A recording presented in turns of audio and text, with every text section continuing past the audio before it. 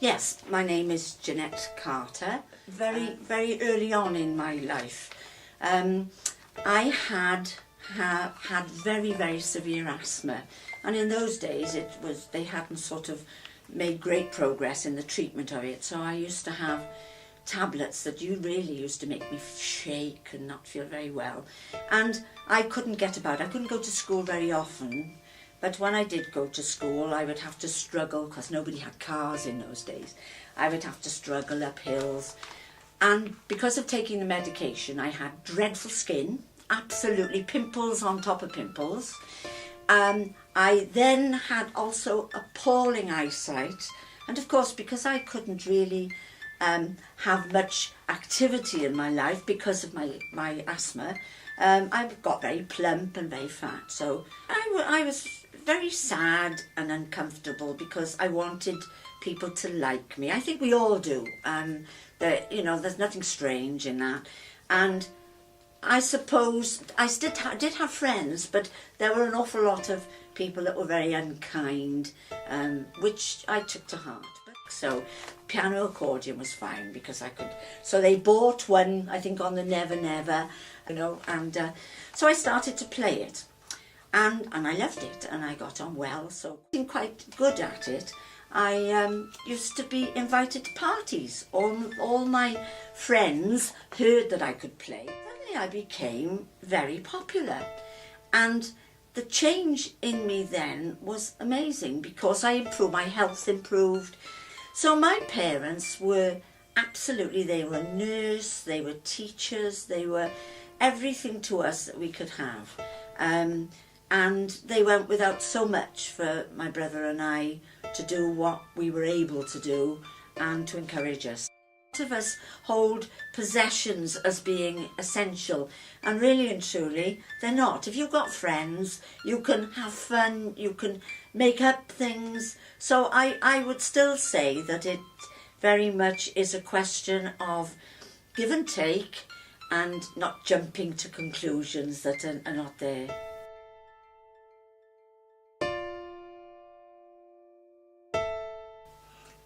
My name is Frank Berryman.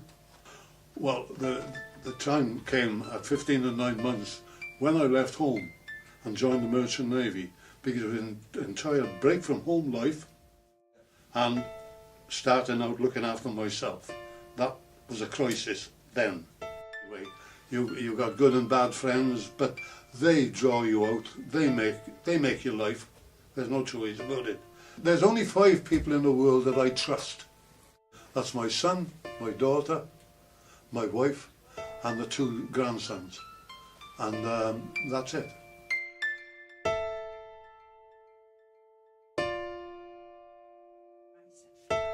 Well, my name is Gloria Yates. Do you want my age? Yeah, I'll be 75 in May. I suppose the one time in my life that springs to mind is in 1989. I'd suffered from an illness for 29 years, and it came to a climax in 1989, whereby I was rushed into hospital, and they fought hard for me because I didn't want to face the operation that they were offering me, and I just didn't want it, but I was getting weaker and weaker and more ill by the day. And it came to this Tuesday night, I can remember it quite clearly. The professor who was looking after me, I was desperately ill in the bed by then, the professor who was looking after me came and said to me, he was very blunt and very cruel in a way, but he had to be, and he said to me, "We either operate tomorrow or you die." And it was as blunt as that. So I had to go ahead with the operation, and that night my priest, my faith has always been very important to me all my life. I've been a churchgoer, and that night my priest called all my family, and they all stood around my bed, I can see it now, and they all held hands and they prayed. The thing I want to mention about this is the fact that my mother, who was 80, came every day that I was in hospital through all those months to visit me, and I used to wait to hear her footsteps in the afternoon as she came to visit me. I was discharged then in January 1990, and a month later, on Valentine's Day, my mother died. And I really feel that my mother waited to see me get fit, get back on the road to recovery, and thought, right, her job was done. I suppose I was scared, yes, obviously, having to face all these operations, but at the back of it all, I knew somehow that no matter what the outcome, God was there for me, as I knew my family were.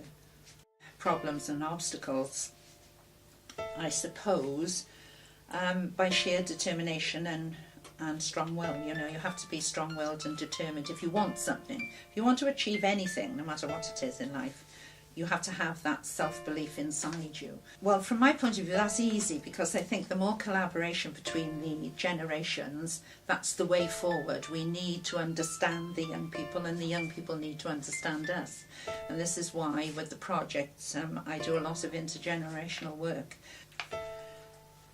Anyone going through bad times, it's helpful, I think, if they have a faith. If they haven't got a faith in God, then they need to have faith in themselves. They need to have that determination, that strong spirit inside them, that I can overcome this.